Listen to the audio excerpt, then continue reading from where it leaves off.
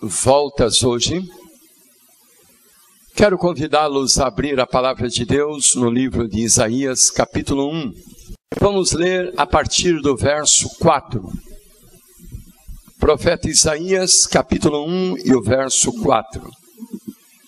Ai desta nação. Vamos ler melhor a partir do verso 2. Isaías, capítulo 1 e o verso 2. Ouvi, ó céus, e dai ouvidos, ó terra, porque o Senhor é quem fala. Criei filhos e os engrandeci, mas eles estão revoltados contra mim. O boi conhece o seu possuidor, e o jumento o dono da sua manjedoura, mas Israel não tem conhecimento. O meu povo não entende. Ai dessa nação pecaminosa, povo carregado de iniquidade, raça de malignos, filhos corruptores, abandonaram o Senhor, blasfemaram do Santo de Israel e voltaram para trás. Queridos amigos e irmãos, este é um retrato fiel que Deus tirou do mundo lá fora. E infelizmente de muitos cristãos, infelizmente de muitos membros da igreja também. Deus fala que seus filhos queridos, ao invés de voltar para Ele, estão voltando para trás, para o mundo, para o pecado. Interessante que Deus nos chama aqui a atenção para os mudos e irracionais animais do campo. O boi conhece o seu possuidor, e o jumento conhece o dono da sua manjedoura. Queridos, há uma amizade extraordinária entre os animais e o seu proprietário. Lembro-me ainda quando garoto morava no sítio, papai trabalhava com madeira, derrubando pinheiro, peroba, embuia, marfim, madeira de lei. E então ele serrava as toras e usava uma junta de bois, 2 bois. Ainda me lembro até hoje o nome dos bois, Limão e Ramalhete. 2 bois brancos, bem grandes. De manhã papai levantava antes do nascer do sol. Normalmente os bois estavam ali na cocheira, à espera da ração. Então, enquanto eles comiam, papai lhes colocava a canga e saíam para o trabalho até o anoitecer. Se eles não estavam ali, papai saía no portão, colocava a mão na boca em forma de uma concha e chamava: tô. E aqueles bois bem grandes iam saindo da mata, pegavam aquele trilhozinho e vinham vindo, se aproximando do seu dono, entravam na cocheira para a ração, receber então a canga. Enquanto eles comiam, papai alisava-lhes o pelo, papai conversava com os bois, papai dizia: meninos, comam bem, porque hoje o trabalho vai ser até o pôr do sol. Comam bastante, meninos. Eu não sei se era a ilusão ótica de um garoto de 6 anos, mas enquanto eu via papai conversando com os bois, eu notava que os bois faziam assim, com a cabeça, como que dizendo: tudo bem, seu Acácio, a gente está aí para isso. O que o senhor precisar, estamos às ordens. Então saíam para o trabalho de sol a sol. E à noitinha papai voltava de novo ali na cocheira, tirava-lhes a canga, outra ração, e eles saíam para o campo para passar a noite. Muitas vezes, eu lembro, irmãos, eles não queriam sair de perto do papai. Papai carinhosamente os tocava: vão, meninos, vão passar a noite, descansar, a pastagem. Então eles saíam caminhando lentamente, tomando aquele trilhozinho. De vez em quando paravam e olhavam para trás, como que dizendo: boa noite, seu Acácio. Se precisar da gente, estamos aí. É só chamar. E de novo voltavam, até que desapareciam na escuridão da noite. E no outro dia a mesma coisa. Eu ficava encantado ao ver a amizade dos animais com o seu dono, irmão. Papai tinha uma carroça com 2 cavalos. De vez em quando, papai levava uma carroça de lenha para vender na cidade, a 18 quilômetros. Eu era o companheirinho de viagem do meu pai. Eu ficava impressionado ao ver como que de manhã aqueles cavalos descansados andavam tão devagarzinho. Papai tinha que usar um pouco o chicote, o riador, para eles andarem um pouquinho mais rápido. Papai vendia lenha, descarregava lenha, ia no banco, fazia compra, passava o dia inteiro naquele sol escaldante. Mas quando era tardinha, aqueles cavalos voltavam galopando pela estrada fora. E um dia eu perguntei: papai, por que de manhã, quando eles estão descansados, eles andam tão devagarzinho? E à tardinha, depois do dia inteiro de trabalho, como que eles voltam galopando? E meu pai disse: meu filho, é que eles percebem pelo instinto que eles estão voltando ao lar.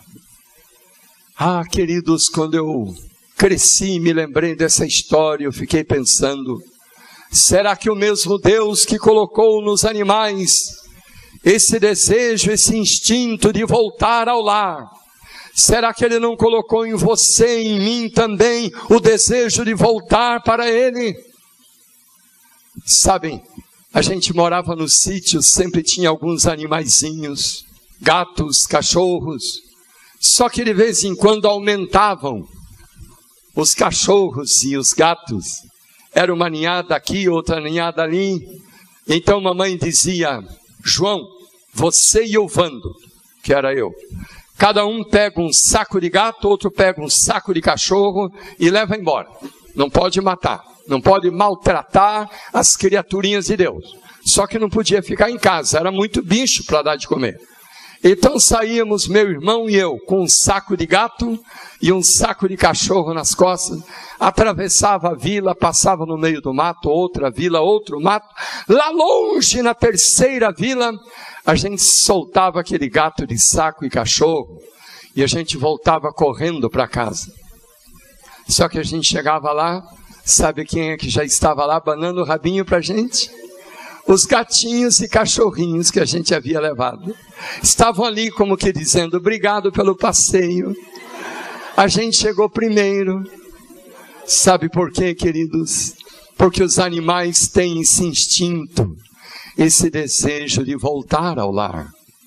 Quando a nossa filha caçula era bem pequenina, 3 ou 4 anos de idade, sempre que eu saía para o trabalho, nas minhas viagens, era a última a me dar o abraço na porta, o beijo, e ela sempre fazia a pergunta: papai, voltas hoje? Quando é que o senhor vai voltar? Uma boa pergunta, queridos. Voltas hoje? Quando é que você vai voltar? Não estou perguntando se você já é crente ou não, batizado ou não. A pergunta é: voltas hoje? Afinal de contas, quando é que você vai viver o verdadeiro plano de Deus para a sua vida? Profeta Jeremias, capítulo 3, o verso 1. Numa figura extraordinária, Deus retrata o seu amor por nós.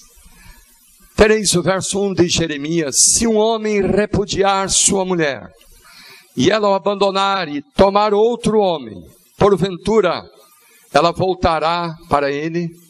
Não se poluiria com isso de toda aquela terra? Ora, tu te prostituíste com muitos amantes, mas assim mesmo, volta para mim, diz o Senhor. Queridos, Deus pergunta: se uma mulher abandonar o seu marido, e tiver outro homem, e outro, e mais outro, e mais outro, Será que ainda pode voltar para ela? Será que ela poderia voltar para ele?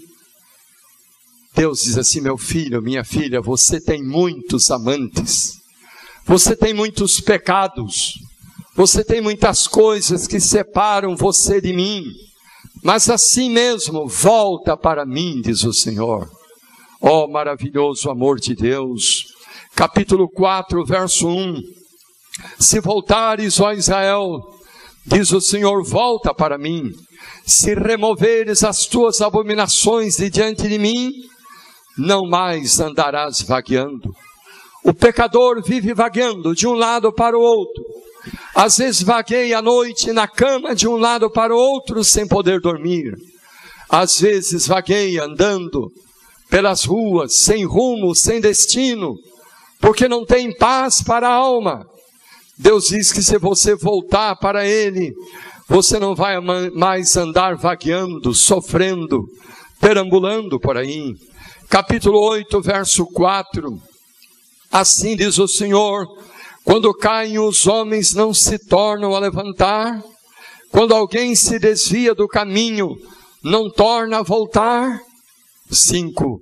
Porque esse povo se desvia apostatando continuamente, persiste no engano e não quer voltar. Deus pergunta: se uma pessoa cair, não vai se levantar automaticamente? Se errar o caminho, não vai voltar?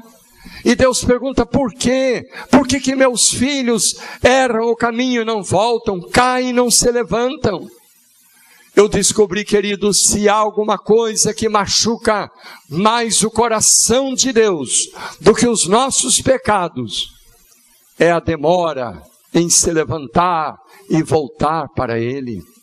Olha o que diz o verso 7. Até a cegonha no céu conhece suas estações, a rola e a andorinha e o grou observa o tempo da sua arribação. Mas o meu povo não conhece o juízo do Senhor. Ah, queridos, Deus nos chama agora a atenção para as aves do céu.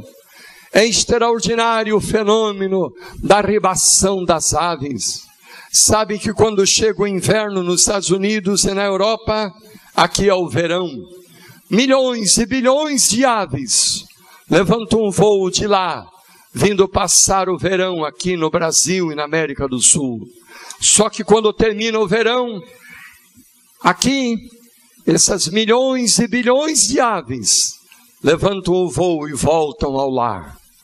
Para a mesma cidade, para a mesma mata, para a mesma árvore, para o mesmo ninho. Simplesmente voltam ao lar.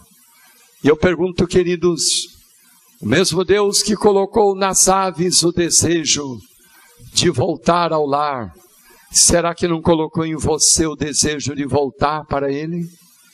Como é a nossa pergunta? Voltas hoje? Quando é que você vai voltar? Capítulo 15, verso 19. Talvez seja um teste. Você quer saber se precisa voltar para Deus ou não? 15, verso 19. Assim diz o Senhor: se tu te arrependeres, eu farei voltar, e estarás diante de mim. Se apartares o precioso do vil, serás a minha boca, e eles se tornarão a ti, mas tu não passarás para o lado deles. Você quer descobrir essa noite se você precisa voltar para Deus ou não? Aqui diz que quando você voltar para Deus, você vai ser a boca de Deus. Você vai pregar para milhares de pessoas, e eles virão para onde você está.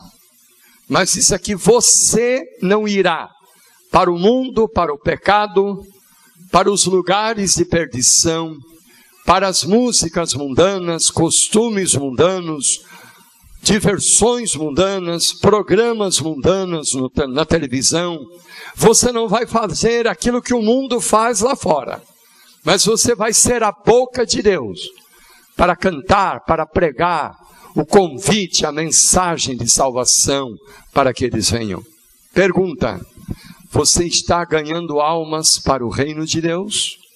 Você está pregando para outros que Jesus vai voltar? Ou você precisa voltar para Deus? Sabe, queridos, a maior parte da igreja não está fazendo nenhum tipo de trabalho missionário. Sabe por quê? Porque muitos acham que quem deve fazer o trabalho missionário são as autoridades da igreja, pastor, anciãos, obreiros bíblicos. Acontece que durante a semana vocês vão entrar em contato com milhares de pessoas que talvez o pastor jamais irá conhecê-los. Era logo depois do meio-dia em Porto Alegre. O pastor já estava em casa no sábado. Alguém bateu a porta, era um irmão simples de um bairro pobre. Pastor, o senhor pode fazer o enterro do meu filhinho hoje às 3? O pastor foi, uma família simples, caixãozinho branquinho em cima da mesa. Um garoto lindo de 3 anos, robusto. O pastor perguntou como é que morreu essa criança. O pai contou: domingo passado cavamos um poço no quintal de nossa casa, nos fundos. À tardinha o buraco do poço estava pronto, cheio d'água. Só que começou a chover, não deu tempo de fazer a casinha. Porto Alegre às vezes é assim, chove a semana inteira sem parar. Choveu até quinta-feira à noite. Sexta de manhã amanheceu o sol radiante, bonito, e os 4 filhinhos do casal foram brincar naquele poço, ao lado do poço cheio d'água, naquele monte de terra. Brincaram até que a mãe os chamou para almoçar. Lavaram as mãos, se assentaram à mesa. Quando foram orar, a mãe sentiu falta do bebê. Onde é que está o neném? Onde é que está o bebê? No quarto, no banheiro, no outro quarto. Não estava. Pediu socorro para o vizinho da frente, da esquerda, da direita. Começaram a procurar na rua, na outra esquina. Até que 2 homens se lembraram de procurar lá nos fundos do quintal da casa. Foram quando viram o garotinho caído no poço cheio d'água, se afogando, se debatendo. Um deles gritou: olha lá onde é que está a criança. O outro segurou pelo braço e disse: não toque no menino, você vai se complicar, porque agora só as autoridades podem tirá-lo dali. Ficaram parados, até que veio um outro homem correndo, gritando: olha lá onde é que está a criança. E esse aqui tentou segurá-lo: não toque no menino, só as autoridades podem tirá-lo dali. Ele disse que autoridade que nada e foi correndo. Só que agora era tarde demais. O garotinho havia exalado o último suspiro, havia acabado de morrer, afogado porque alguém achou que só as autoridades poderiam tirá-lo dali. Essa história verídica impressiona você, querido irmão? Só que não esqueça, a Pena Inspirada diz que ao redor de nós, diariamente, milhares de pessoas estão literalmente morrendo no poço do pecado, sem Deus, sem Jesus, sem nenhuma esperança de vida eterna. Quando é que você vai pregar para eles? Lembre-se de seus vizinhos, colega de trabalho, colega de aula, o caixa lá do banco, do supermercado. Será que você tem pregado para ele? Você tem falado para os seus vizinhos que Jesus vai voltar? Quantos membros de igreja não estão fazendo nada? Uma visão do juízo final, na Pena Inspirada.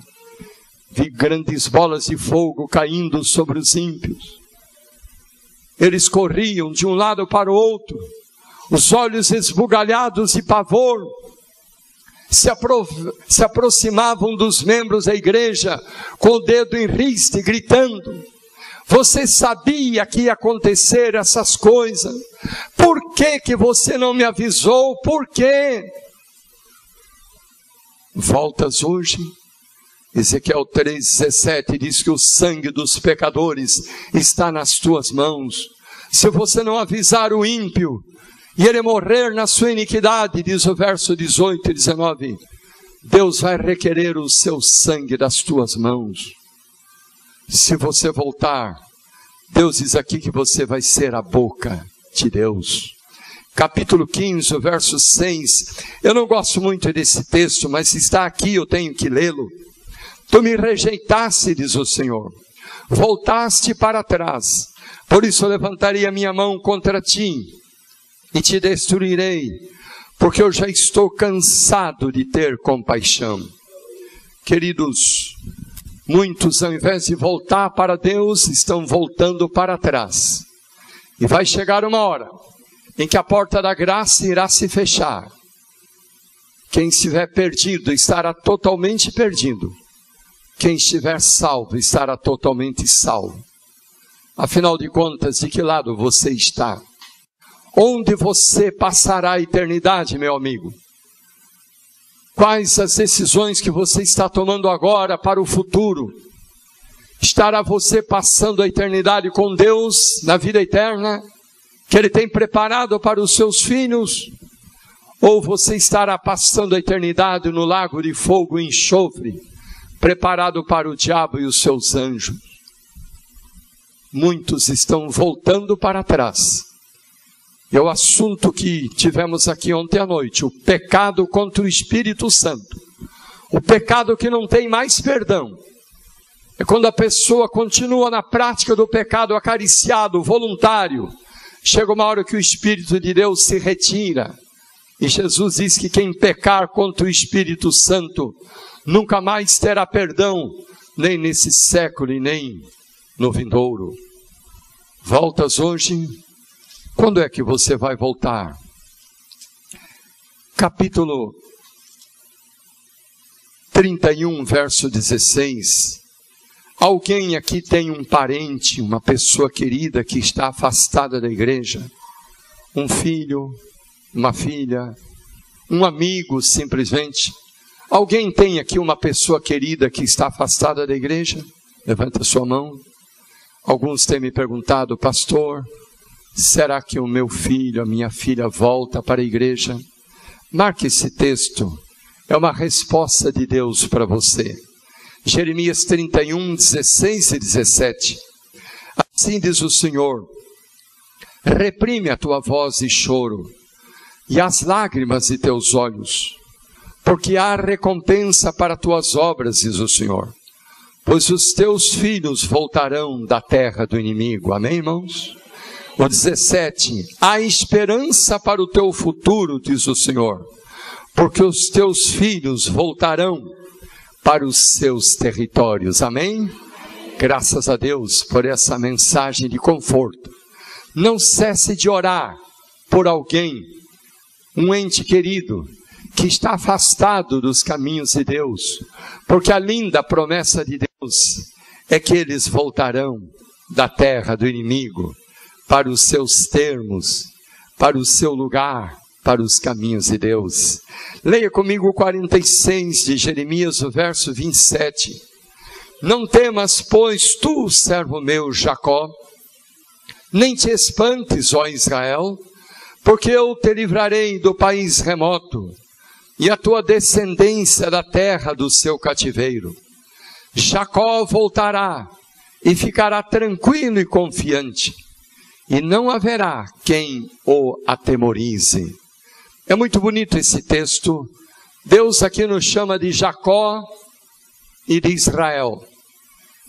E a mesma pessoa, só que a palavra Jacó quer dizer mentiroso, falso, enganador. A palavra Israel quer dizer vitorioso, aquele que luta com Deus e vence. Em psicologia a gente chama aqui de dupla personalidade. Deus sabe que de vez em quando você é um Israel vitorioso, triunfante, parece que está nos píncaros da glória da sua vida espiritual, e de repente você se encontra no vale da sombra e da morte, um Jacó frustrado, derrotado, fracassado, parece que não tem mais esperança de se salvar. Duas coisas importantes. Primeira, Deus nunca deixa de nos amar, mesmo quando somos um Israel ou quando somos um Jacózinho da vida. Amém, irmãos? Agora, uma coisa importante. Aqui diz que esse Jacó, que há dentro de nós, ele voltará para Deus. E então, queridos, só então, ficaremos tranquilos e confiantes. E nada haverá que nos atemorize. Você vai ter paz, a verdadeira paz, que vem direta do trono de Deus, do coração de um pai. Você vai ser feliz em tudo, na vida material, na sua família, na saúde, na vida espiritual, em tudo. Porque tudo, queridos, depende de Deus. A mola mestra é a vida espiritual.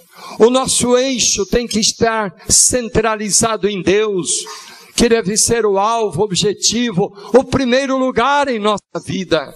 Então, querido, escute uma coisa, você quer ser feliz? Você quer parar de usar drogas e tranquilizantes e comprimidos para dormir e para acordar e para comer e para não comer e para engordar e para emagrecer e comprimidos para comprimidos não fazerem mal? Você quer parar de andar angustiado, desesperado, com problemas e pânicos na sua vida? Quando é que você vai voltar? Quando é que você vai ter uma entrega absoluta, sem reservas da sua vida, nas mãos de Deus? Quando é que esse Jacó miserável, pecador, sofredor, que só machuca o seu coração e o coração de Deus, quando é que esse Jacózinho miserável que há dentro de você, querido irmão, querida irmã, quando é que esse Jacó vai voltar para Deus? Voltas hoje? Isaías capítulo 55, versos 6 e 7. Voltem para o profeta Isaías 55, 6 e 7. Buscai o Senhor enquanto se pode achar. Invocai-o enquanto ele está perto. Deixe o perverso o seu caminho, o iníquo os seus pensamentos. Converta-se ao Senhor, que se compadecerá dele. E volte-se para o nosso Deus, porque Ele é rico em perdoar. Eu gosto muito desse texto, acho muito bonito. Aqui diz, buscai o Senhor enquanto se pode achar. Quer dizer que haverá um dia em que as pessoas procurarão a Deus e não o encontrarão mais? Sim. A Bíblia diz que andarão vagabundos de uma parte para outra, procurando a palavra de Deus, e não acharão. Então, meu amigo, volta para Deus. Entrega a sua vida a Deus enquanto há tempo de graça e de misericórdia. Diz o verso 7, deixe o perverso o seu caminho. Há algum caminho errado na sua vida? Há algum caminho tortuoso por onde você tem andado por aí? Caminhos de diversões pecaminosas, caminhos por onde Satanás está à espreita para destruir a sua vida, arruinar a sua vida. Quantos andam por aí por caminhos de reuniões dançantes, de boates, de motéis, caminhos do pecado, da prostituição, da imoralidade, caminhos que vão fazê-lo envergonhar-se no dia do juízo. Diz aqui, deixe o perverso o seu mau caminho, deixe o iníquo os seus pensamentos. Algum pensamento de iniquidade na sua mente, no seu coração? Algum pensamento de cobiça, de sensualidade, de prostituição, de imoralidade? Algum pensamento de raiva, de mágoa? Talvez alguém que você não consegue perdoar, amar, esquecer os problemas do passado? Algum pensamento que está separando você de Deus e de receber as bênçãos de Deus? Deus diz, deixe o iníquo os seus pensamentos e volte-se para o nosso Deus, porque Ele é rico em perdoar. Quando eu leio esse texto, eu lembro daquela história de uma família que morava bem pertinho dos trilhos da estrada de ferro. O pai, a mãe e o menino de 5 anos E eles estavam firmes nos caminhos de Deus. O menino se criou na igreja, só que quando adulto, envolveu-se com más companhias, começou a beber, começou a fumar. Quase toda noite chegava alcoolizado em casa. O pai vinha abrir a porta, colocava a mão no ombro, às vezes de noite, tarde da noite, de madrugada, colocava a mão no ombro do filho e dizia: meu filho, por que isso? Por que, meu filho? De repente o filho começou a usar drogas também. E uma noite chegou bêbado e drogado em casa. O pai abriu a porta, colocou a mão no ombro do filho e perguntou: por que isso, meu filho? E o filho deu aqui um soco, um murro no rosto do pai e o jogou no canto da sala, o rosto banhado em sangue. A mãe veio correndo lá da cozinha, abraçou o filho, gritando: meu filho, você bateu no rosto do seu pai. E ele deu aqui um soco no rosto da mãe e jogou-a também num canto da sala. Foi para o quarto gritando, blasfemando, pegou uma mala, uma sacola, colocou seus pertences e disse: eu vou embora dessa casa. Chega de não faça isso, não faça aquilo outro. E saiu de casa, foi até a estação mais próxima, tomou o trem e foi embora para um lugar distante. Muito tempo se passou. Um dia, ele começou a sentir aqui dentro do peito uma coisa acre e doce, amarga e doce, que nós chamamos de saudade. Saudades do velho pai, da velha mãe, do seu velho lar lá no sítio.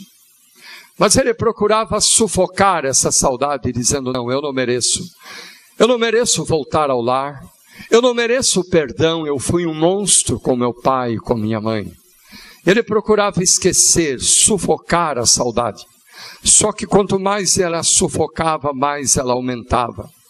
Até que um dia, quase que louco de saudade, escreveu uma carta: querido papai, querida mamãe, eu não suporto mais as saudades de vocês. Eu sei que eu não mereço perdão, eu fui um monstro, mas será que por acaso vocês ainda podem me perdoar? Será que eu ainda posso voltar ao lar? Vamos combinar o seguinte: tal dia, em tal hora, eu vou estar no trem que vai estar passando em frente de casa.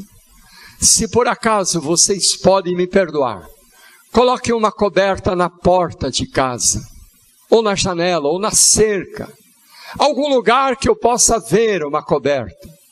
Pode ser, mamãe, aquela coberta que a senhora me cobria quando eu era criancinha. E se eu conseguir ver uma coberta na porta, eu vou descer e voltar ao lar. E se não tiver nenhuma coberta, eu sei, eu entendo, é porque vocês não podem me perdoar. Eu vou continuar a minha jornada e nunca mais irei incomodá-los. Mandou a carta com bastante antecedência, 2 meses. Comprou a passagem daquele lado direito do trem, que passava bem na frente da porta da sua casa. Finalmente chegou o dia da viagem. O coração batia mais forte. Sentado ali, parece que o trem se arrastava, demorava muito. Finalmente, depois de longas horas de viagem, o trem começou a fazer aquela longa curva. E agora a respiração ficou ofegante. A tensão era muito grande, porque ele sabia que ao terminar a curva, iria aparecer no sopé da montanha a casinha onde moravam seus pais. O nariz encostado na janela, a respiração difícil, o coração batendo forte. E finalmente, irmãos, quando terminou a curva e apareceu a sua casinha no sopé da montanha, Não havia, querido, somente uma coberta, mas havia várias cobertas na porta, na janela, na cerca, dependurado nas árvores havia cobertas, até em cima da casa havia várias cobertas, e na porta da casa estava o pai e a mãe, acenando enquanto o trem passava, como que dizendo: filho, volta ao lar, estamos esperando por você, filho querido. E o filho desceu na próxima estação e voltou para o abraço do pai e o carinho da mãe. Voltas hoje? Quando é que você vai voltar? Ah, queridos, o filho pródigo achou que podia gastar todo aquele dinheiro com mulheres, com amigos, com festas. Longe da casa paterna, ele queria liberdade. Só que a sua liberdade terminou em tragédia. O dinheiro não dura para sempre. Os amigos também se acabaram. Ficou na miséria, na ruína. Como que eu vejo com a última moeda para comprar um sanduíche, um X, na esquina, e não haveria mais nada para comer. Já havia vendido a sua motocicleta da época, aquele cavalo bonito. Já havia vendido o seu aparelho de som, suas roupas. Estava apenas com uma roupa maltrapilha. E agora ele bate à casa dos amigos. Olá, amigão, tudo bem?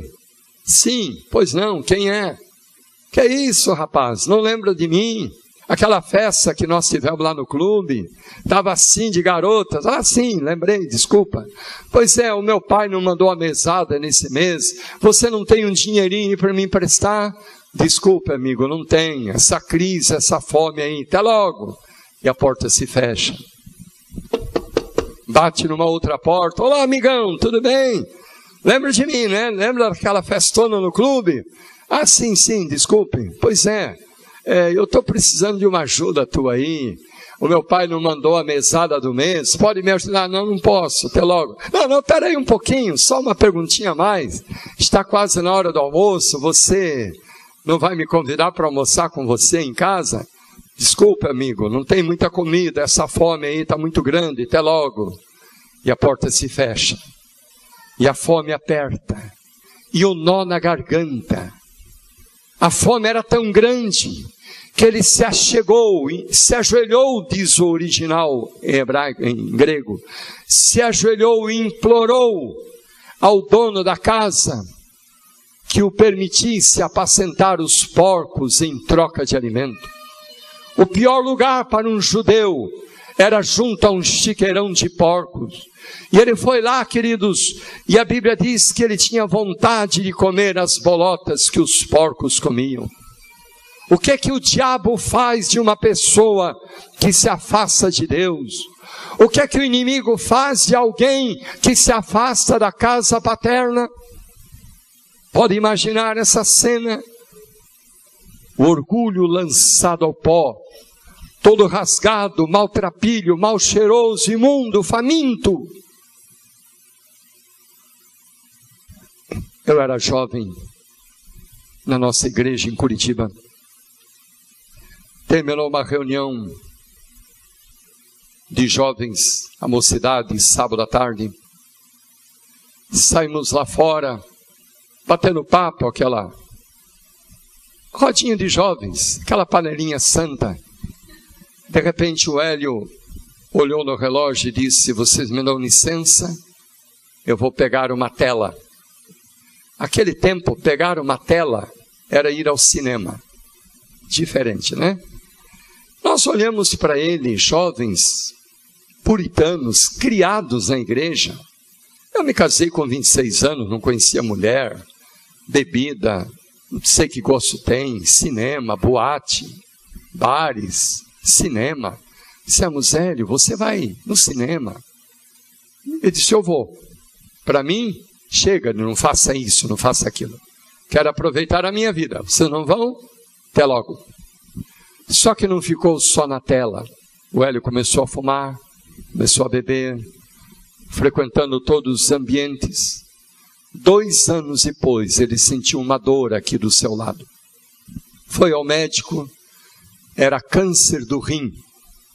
Fez a cirurgia, extraiu o rim, achou que já estava bem. 2 meses depois, achou que já poderia voltar à vida de pecado, sentiu a dor do outro lado. Voltou ao médico, o médico desenganou a família. O câncer havia criado raízes, havia tomado conta do outro rim, do estômago e do intestino. Resultado, o Hélio ficou no hospital meses, morrendo um pouquinho cada dia. Era um moço alto, loiro, muito bonito. Ele ficou a pele em cima dos ossos. Ele tomava uma injeção de morfina a cada 2 horas. Praticamente às 24 horas do dia, ele andava assim, no quarto do hospital, gemendo. Ai, ai, ai, ai. Ai, ai, ai. Era terrível, querido. Ai, ai, ai. Ai, ai, ai. Eu fui passar algumas noites fazendo companhia com o Hélio. Ainda me lembro, na sexta-feira à noite, eu estava lá com o Hélio no hospital, 1h30, 2 horas da madrugada, e ele perambulando para lá e para cá. De repente ele se jogou na cama, cochilou, eu também cochilei, acho que uns 15 minutos. Acordei com aquele grito desesperado do Hélio, e de novo, para lá e para cá. Nunca vou esquecer, irmãos. Ele puxou uma cadeira, se assentou na minha frente, colocou os cotovelos no joelho, a cabeça entre as mãos. E ele chacoalhou a cabeça assim, gritando, tarde demais, tarde demais. E eu perguntei, por que, Hélio, tarde demais? Ele me disse, Aldrovando, quem dera que amanhã eu pudesse estar na igreja. Quem me dera que amanhã eu pudesse sair para pregar o evangelho. Quem me dera que eu pudesse voltar à alegria da casa de Deus e dos caminhos de Deus. Mas eu quis experimentar o mundo e o pecado, isso agora tarde demais, é que eu percebo a loucura da minha decisão. Só que agora é tarde demais, tarde demais. Ah, queridos, eu olhei pela janela do hospital, lá fora as ruas desertas, uma neblinazinha caía, fria, e eu pensei, meu Pai do céu, que coisa triste, quando alguém se afasta dos caminhos de Deus.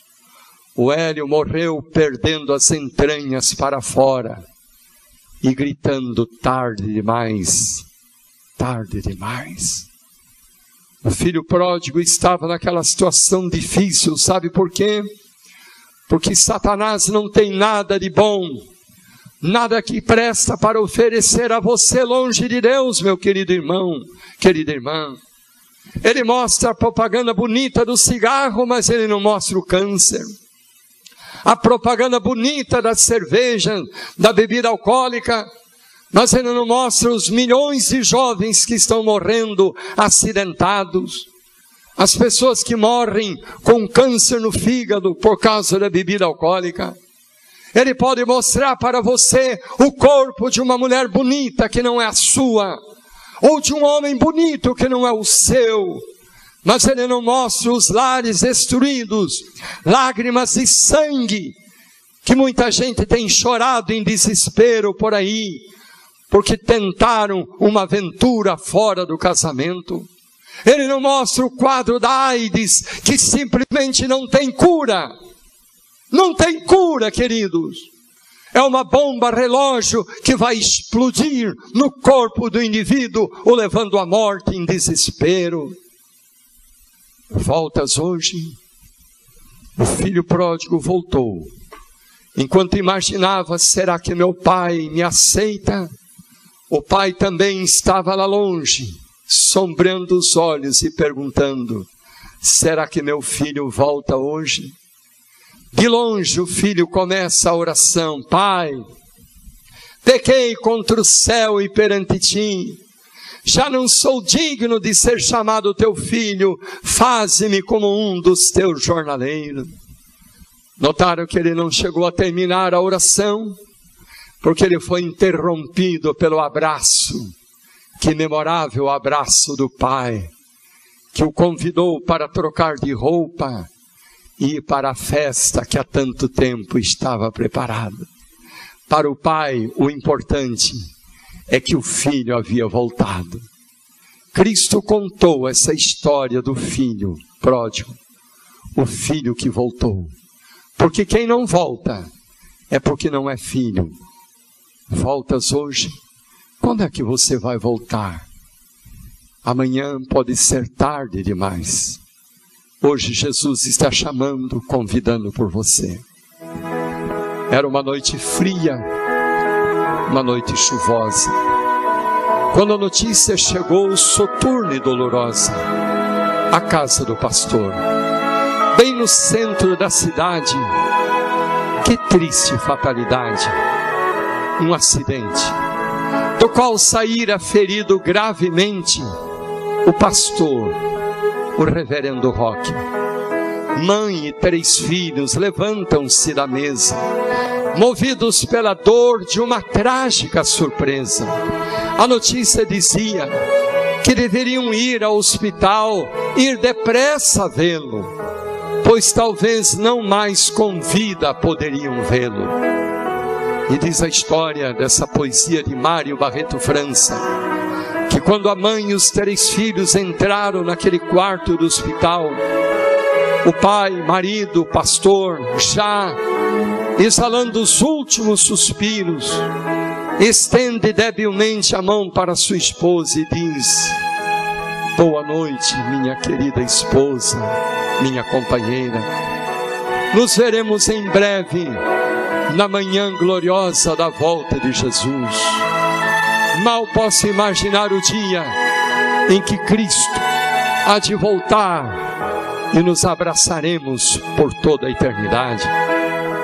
Agora olha para o filho mais velho, estende a mão e diz: boa noite, filho querido, meu primogênito. Você encheu de alegria a nossa casa. Continua o meu ministério, filho querido. Quero vê-lo em breve e abraçá-lo na manhã radiosa da volta de Jesus. O pai desvia os olhos do filho do meio, olha para a filhinha caçula, estende a mão dizendo: boa noite, filhinha querida. Você encheu de poesia e de encanto o nosso lar e a minha vida desde que nasceu. Ah, filha querida, mal posso imaginar o dia glorioso da volta de Jesus, quando juntos subiremos por toda a eternidade para o reino eterno que Deus nos tem preparado. Boa noite, filha querida, boa noite. Agora o pai olha para o filho do meio, tristemente acena a mão com a mão, dizendo: adeus, meu filho, adeus para sempre. Roberto começa a chorar e grita: por que, papai? Por que para os outros o senhor disse boa noite, até breve? Só para mim o senhor está dizendo adeus para sempre, por quê? E o pai diz: meu filho, é que os outros eu tenho a esperança e a certeza de encontrá-los quando Jesus voltar. Mas você, filho querido, está tão longe dos caminhos de Deus que eu não tenho nenhuma esperança de encontrá-lo naquele dia. Por isso estou dizendo adeus, adeus para sempre. O filho pergunta: papai, será que Deus ainda pode me perdoar? Será que Deus ainda pode me salvar? E ali mesmo ele se ajoelha no quarto do hospital, orando, chorando, confessando a Deus seus pecados, dizendo que também quer abraçar a Jesus naquele dia final. E quando ele se levanta da oração, o pai já está com a respiração ofegante, já os últimos suspiros. E agora o pai estende debilmente a mão para o filho e diz: boa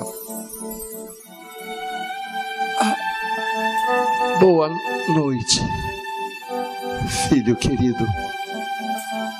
Agora eu tenho a certeza de encontrá-lo na manhã gloriosa da volta de Jesus. Boa noite. O último suspiro foi dado. Aquele pai de família dormiu em Cristo Jesus. E agora a esposa e os 3 filhos atiram-se sobre o corpo do pai, abraçando, beijando, chorando e gritando: boa noite, papai. Boa noite, papai querido. Até a manhã gloriosa da volta de Jesus. Boa noite, papai. Nos abraçaremos em breve. Meu querido irmão, querida irmã, se Jesus voltasse hoje, ou seu coraçãozinho parasse de bater hoje, seria uma boa noite que todos iriam dizer a você? Ou seria um adeus? Adeus para sempre? Voltas hoje? Quando é que você vai voltar? Quando é que você vai atender o chamado de Deus? Em nome de Jesus Cristo, quero fazer 2 convites nessa noite. O primeiro convite é para aqueles que ainda não são membros batizados da igreja e hoje querem entregar a sua vida a Jesus, tomando a decisão para a vida eterna. Gostariam de vir à frente dizendo hoje: eu quero voltar para os braços do Pai. Hoje eu quero entregar completamente a minha vida nas mãos de Deus, tomando a minha decisão para o batismo, para a vida eterna em Cristo Jesus. Enquanto roda aquele hino como uma criança indefesa, assim eu estava sem Jesus. Eu quero fazer um convite, eu quero dar um aperto de mão aos amigos que ainda não são membros batizados da igreja e querem hoje. Eu quero que Deus esteja aqui do meu lado, Jesus esteja aqui, e ao apertar a sua mão, é como se Jesus estivesse abraçando a você. Pode colocar o hino. Quantos gostariam de tomar a sua decisão, de entregar a sua vida a Jesus? Os que ainda não são membros batizados, ou que já são, mas estão afastados de Deus, vem até aqui. Quero orar por você, dar um abraço.